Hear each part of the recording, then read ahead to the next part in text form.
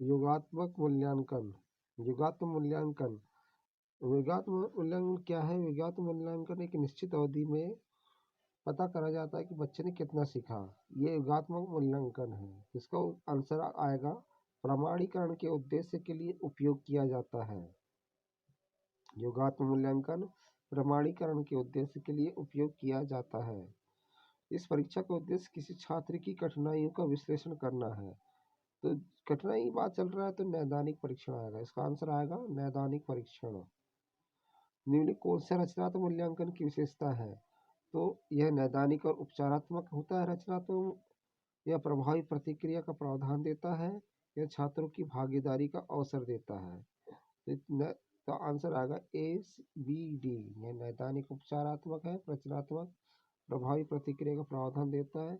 यह छात्रों की भागीदारी का अवसर देता है। मानदंड संदर्भित परीक्षण का संबंध। इसका आंसर आएगा 1 और 2 दोनों। छात्र निर्दिष्ट शिक्षण कार्यों को कितनी अच्छी तरह दर्शाते हैं। वांछित अधिगम के परिणामों का परीक्षण। मानदंड संदर्भित परीक्षण का संबंध इनसे ही है। वह मूल्यांकन क्या है जिसमें छात्रों का मूल्यांकन पढ़ाने वाले शिक्षक द्वारा किया जाता है?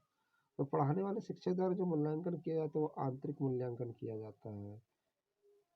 मूल्यांकन की एक नई और वैकल्पिक विधि जो छात्रों के व्यक्तिगत या समूह के प्रदर्शन का आकलन करने में मदद करती है। वैकल्पिक विधि जो छात्रों के व्यक्तिगत या समूह के प्रदर्शन का आकलन करने में मदद करती है वो है पोर्टफोलियो विधि है। खुली पुस्तक परीक्षा विद्यार्थियों को निम्नलिखित में किस में सहायता प्रदान करती है? प्रश्न को हल करने के साथ साथ मूल्यांकनकर्ताओं को प्रश्न के विश्लेषण के शिक्षार्थियों के कौशल को समझने में, उत्तर प्राप्त करने में, उत्तर पुस्तिकाओं में उत्तर को व्यवस्थित और प्रस्तुत करने में। तो आंसर सही है इसका उपरोक्त सभी।